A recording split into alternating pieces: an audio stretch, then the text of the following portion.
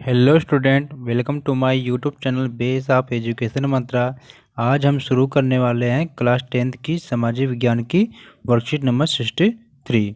Worksheet शुरू करने से पहले हमारे चैनल को सब्सक्राइब करें, अपने दोस्तों के साथ शेयर करें और लाइक करिए। तो चलिए हम शुरू करते हैं आज की वर्कशीट, जो कि सामाजिक विज्ञान में राजनीति विज्ञान से है, जो संघवाद चैप्टर से है। इस वर्कशीट में हम करने वाले हैं प्रश्न उत्तर, जो कि काफ़ी महत्वपूर्ण है एग्जाम के दृष्टिकोण से। तो चलिए हम शुरू करते हैं।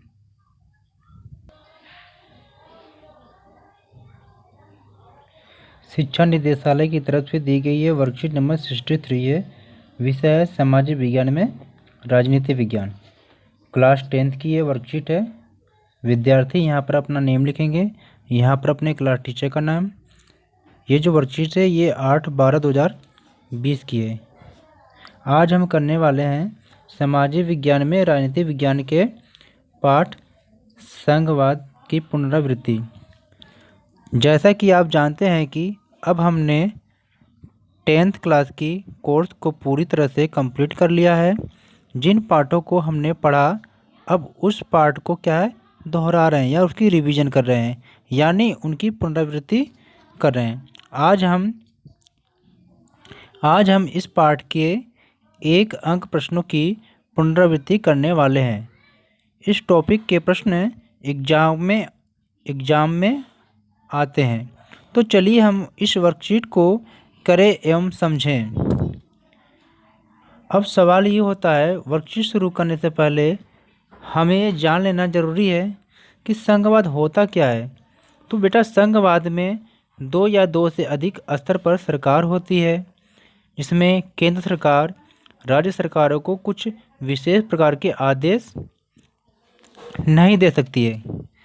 या तो ये कहे कि 2 या 2 से अधिक सरकार 2 या 2 से अधिक इकाइयाँ को साथ लेकर एक बड़ी इकाई का गठन करना, साथ आकर संघ बनाना। इसका मतलब ये होता है कि 2 या अधिक स्वतंत्र इकाइयों को साथ लेकर एक बड़ी इकाई का गठन करना। सभी इसमें क्या होते हैं, स्वतंत्र राज्यों की सत्ता होती है जो एक समान होती है। तो इस तरह की जो व्यवस्था है ये ऑस्ट्रेलिया में है, यूएस में है। लेकिन जो हमारे यहाँ व्यवस्था है, तो उसमें हम क्या करते हैं, साथ लेकर संघ बनाते हैं। क्या करते हैं बेटा, साथ लेकर संघ बनाते हैं। इसमें क्या होता है, एक बड़े देश द्वारा अपनी आंतरिक विविधता को ध्यान में रखते हुए राज्यों का गठन किया जाता है। केंद्र सरकार शक्तिशाली होता है इसमें। इस तरह की जो व्यवस्था है ये भारत में है और जापान में है। तो चलिए हम अपनी वर्कशीट को शुरू करते हैं और वर्कशीट में दिए गए 1 नंबर के क्वेश्चन को हम हल करते हैं। सभी स्टूडेंट देख पा रहे होंगे स्क्रीन पे, जो पहला क्वेश्चन है, सत्ता का विकेंद्रीकरण। तो सत्ता का जो विकेंद्रीकरण होता है, इसमें हमें करना क्या है, सत्ता का जो विकेंद्रीकरण होता है इसमें क्या है, केंद्र और राज्यों से शक्तियां लेकर स्थानीय सरकारों को देना। पहले क्वेश्चन का आंसर आपका हो गया, केंद्र और राज्यों से शक्तियां लेकर स्थानीय सरकारों को देना। क्वेश्चन नंबर 2, संवैधानिक प्रावधानों और प्रक्रियाओं के क्रियान्वयन की देखरेख में कौन महत्वपूर्ण भूमिका निभाता है। तो इसका जो राइट आंसर हो जाएगा आपका न्यायपालिका। न्यायपालिका करती क्या है, संवैधानिक प्रावधानों और प्रक्रियाओं के क्रियान्वयन की देखरेख में ये क्या करती है, महत्वपूर्ण भूमिका निभाती है। तो दूसरे क्वेश्चन का आंसर हो जाएगा न्यायपालिका। तीसरा क्वेश्चन हमारा है, हमारे संविधान के अनुसार अवशिष्ट विषयों पर कानून बनाने की शक्तियां किसके पास है। तो जो हमारे संविधान में जो कानून बनाने की जो शक्तियां हैं, ये 3 प्रकार के जो विषय है। एक होता है संघ सूची के विषय, दूसरा होता है राज्य सूची के विषय, और तीसरा होता है समवर्ती सूची के विषय।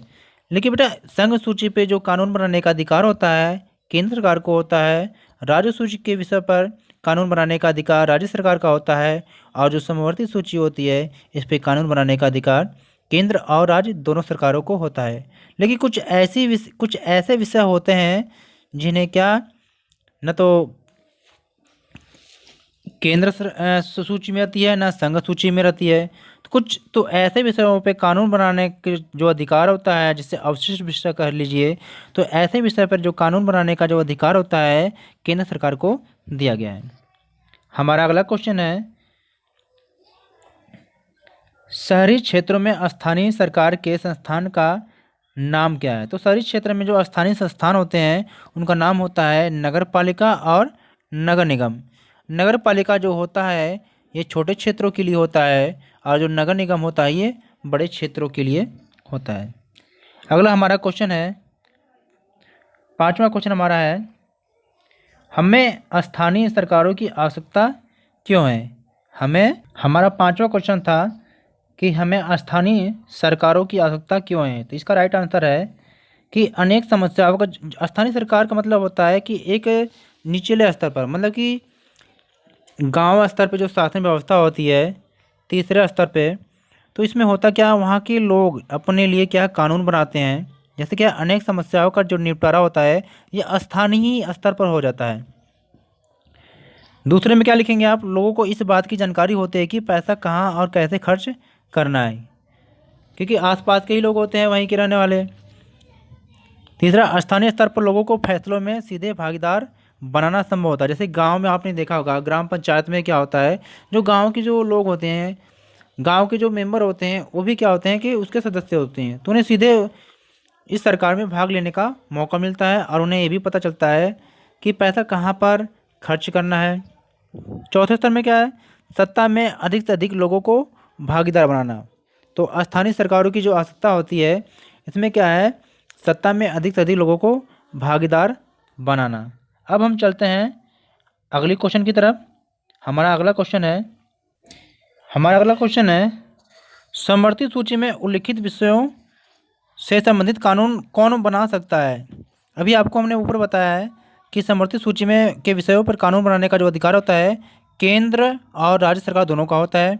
अगर आपसे केंद्र सूची की पूछे तो केंद्र सूची के विषयों पर कानून बनाने का जो अधिकार होता है केंद्र सरकार को, राज्य सूची के विषयों पर कानून बनाने का अधिकार राज्य सरकार को होता है।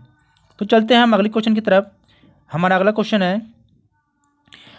हमारा है, रेखांकित वाक्यांश को सही करके वाक्य को फिर से लिखना। मतलब कि ये जो वाक्य लिखा हुआ है इसमें जो ये अंडरलाइन जो किया गया है कार्यपालिका, ये यहाँ पर क्या है, गलत है। तो इसे आप क्या है, सही करके आपको लिखना है। तो हम देखते हैं, कार्यपालिका के पास कानून बनाने की शक्ति होती है। तो बेटा ये गलत है, कार्यपालिका के पास कानून बनाने की शक्ति नहीं होती है।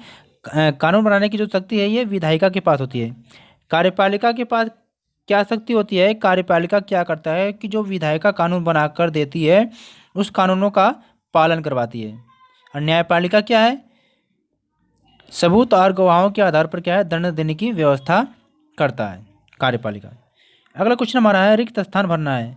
हिंदी के अलावा संविधान द्वारा 21 अन्य भाषाएं संविधान द्वारा अनुसूचित की गई हैं। मतलब यहाँ पर आपको 21 बनना, मतलब कि अगर हिंदी को ले लिया जाए तो टोटल कितनी भाषा हो गई, 22।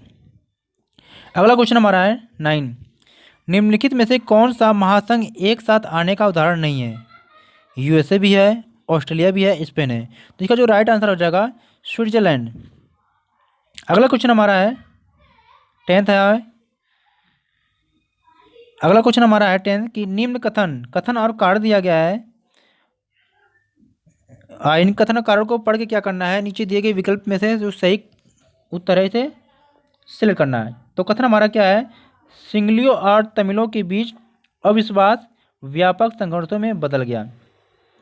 तो ये कथन आपका है, बिल्कुल सही है। इसका कारण देखते हैं, एक संविधान में यह प्रावधान किया गया है कि सरकार श्रीलंका में बौद्ध धर्म की रक्षा करेगा और बढ़ावा देगा। तो बेटा ये जो कारण है, जो ये कथन है और जो कारण है ये दोनों सही है। तो इस हिसाब से अगर हम देखें तो हमारा जो ऑप्शन ए ये बिल्कुल सही है। कथन ए और कारण आर दोनों सही है। कारण कथन की सही व्याख्या करता है। तो आई होप छात्रों, स्टूडेंट, हमने देखा कि इस वर्कशीट को हम बहुत ही आसानी से कंप्लीट कर लिया, और जो कि हमारे एग्ज़ाम की दृष्टिकोण से भी बहुत ही महत्वपूर्ण है। तो आप हमारे इस चैनल को सब्सक्राइब करिए और हमारी वीडियो को अपने दोस्तों के साथ शेयर करिए और लाइक करिए। Okay, take care, good bye. फिर मिलते हैं एक ऐसी वर्कशीट के साथ।